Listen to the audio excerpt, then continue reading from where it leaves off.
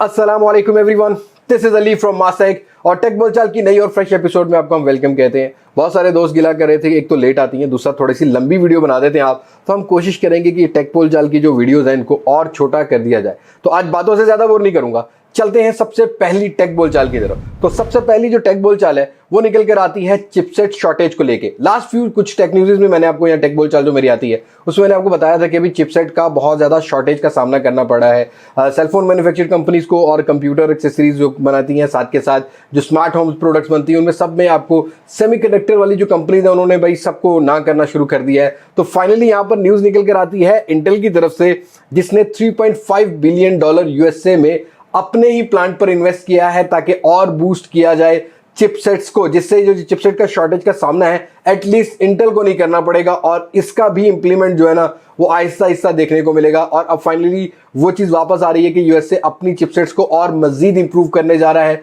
Let's see future में क्या बनता है। और ये $3.5 बिलियन एक इंटेल जैसी कंपनी अगर इन्वेस्ट कर रही है तो इसके बाद हमें और भी जो सेमीकंडक्टर कंपनीज बनाती हैं, जो सेमीकंडक्टर बनाती हैं कंपनीज, उनकी तरफ से भी इस तरह की इन्वेस्टमेंट देखने को मिलेगी। और साथ के साथ हो सकता है कि जो मोबाइल फोन कंपनीज बनाती हैं ये भी कोई ना कोई अपनी चिपसेट मेकिंग जो है वो स्टार्ट कर लें। लेट्स सी फ्यूचर में क्या बनता है। बात करते हैं कुछ अगली टेक बोलचाल की। तो भाई यहाँ पर जो सेलफोन मैन्युफैक्चर्ड कंपनीज है ना वो सिर्फ सेलफोन नहीं बना रही।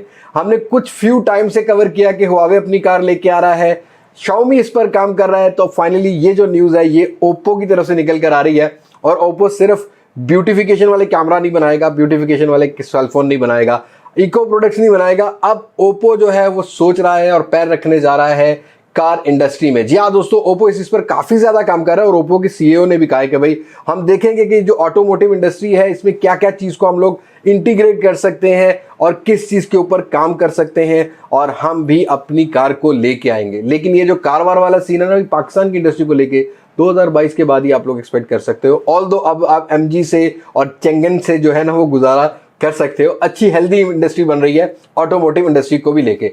आपको ओप्पो का इंप्लीमेंट कैसा लग रहा है, let me know in the comment section. और अगली न्यूज की भी बात करते हैं तो ये भी ओप्पो की तरफ से निकल कर आती है।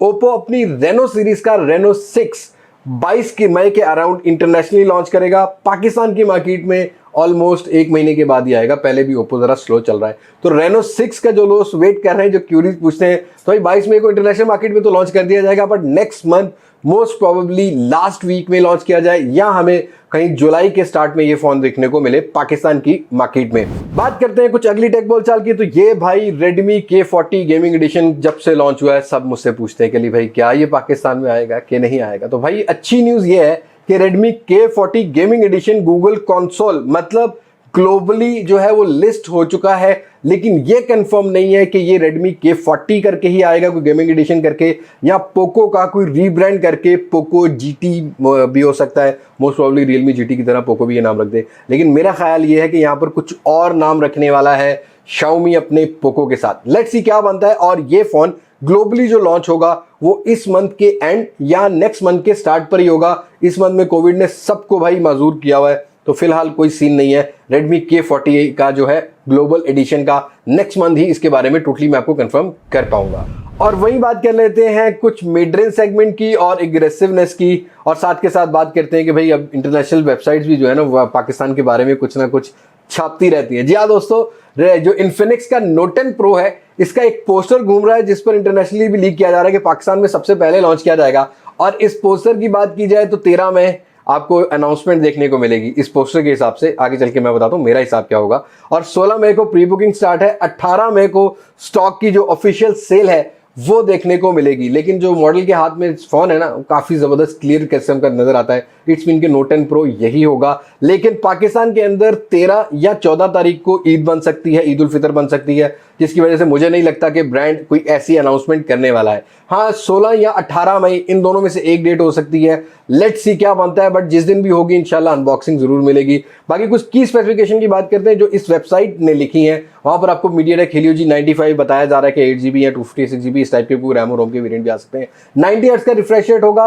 बट एक्साइटिंग थिंग ये है कि भाई 33 वाट की चार्जिंग के साथ 5000 mAh बैटरी, और साथ के साथ अगर प्राइस की बात करें तो इंटरनेशनली $200 के साथ बताई जा रही है। अगर उसको हम पाकिस्तानी पैसों में कन्वर्ट करते हैं तो उम्मीद ये कर सकते हैं कि भाई ये 35,000 से नीचे हो सकता है, मोस्ट प्रोबेबली 30-32 हज़ार का भी हो, लेकिन ये तो हमें जाके पता लगेगा ईद के बाद।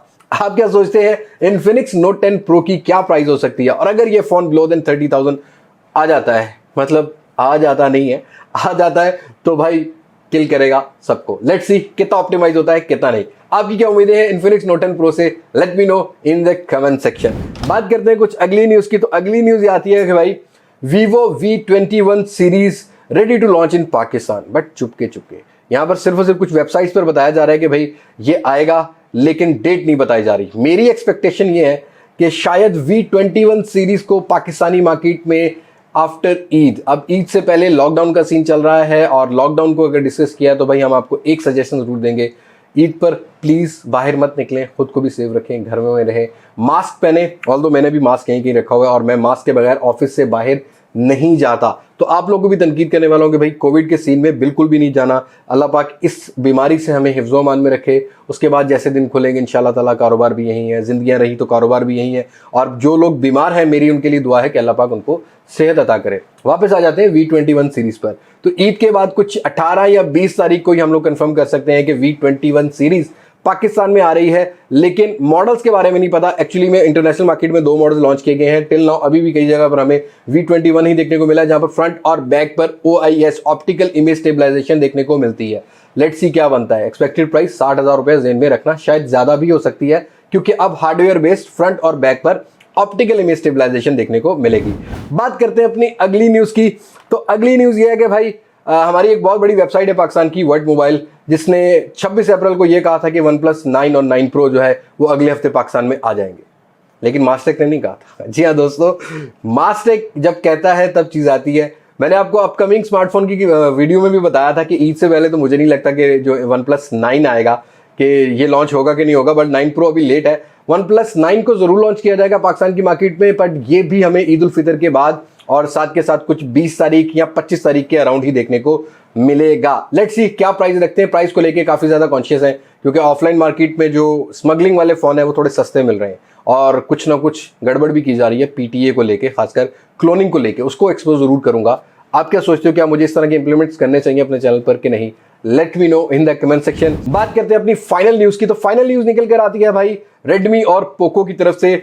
इस महीने पाकिस्तान में हम लोग 2 डिवाइसेस एक्सपेक्ट कर सकते हैं, एक पोको की तरफ से हो सकती है और एक रेडमी की तरफ से हो सकती है। As I told you in my upcoming video कि भाई 5G मॉडल होंगे। नाम के बारे में मुझे कंफर्म नहीं है कि रेडमी नोट 10 5G होता है या Note 10T होता है। साथ के साथ पोको M सीरीज को लेकर कोई नया मॉडल आएगा, बट लेट्स सी क्या स्पेसिफिकेशन हो सकती है। और ये फोन भी पाकिस्तानी मार्केट में अराउंड कुछ 20 अप्रैल के बाद ही हमें शायद देखने को मिले। लेट्स सी क्या बनता है क्या नहीं। और MI 11 अल्ट्रा को लेके अभी तक कोई अपडेट नहीं है, दैट्स वाई डोंट कमेंट, अभी कंफर्म नहीं है। जैसे कंफर्म होगा मैं आपको अपने चैनल पर अपडेट दे दूंगा। सो आज की वीडियो में इतना ही है। उम्मीद करता हूँ ये छोटी सी टेक बोलचाल आपको पसंद आई होगी। अब आपको मजा आया होगा कि हमने जो टेक बोलचाल है उसको छोटा कर दिया है। आप क्या सोचते हो, क्या हमें इतनी ही टाइम लिमिट की टेक बोलचाल को अपलोड करना चाहिए, कुछ ही टेक बोलचाल को डिस्कस करना चाहिए, या इससे मजीद और टेक बोलचाल को हमने अपने चैनल पर इंक्लूड करना है? Let me know in the comment section. बस आज की वीडियो में इतनी मुलाकात होगी नई वीडियो में, किसी नई अनबॉक्सिंग, किसी नए रिव्यू, किसी नए कंपैरिजन के साथ।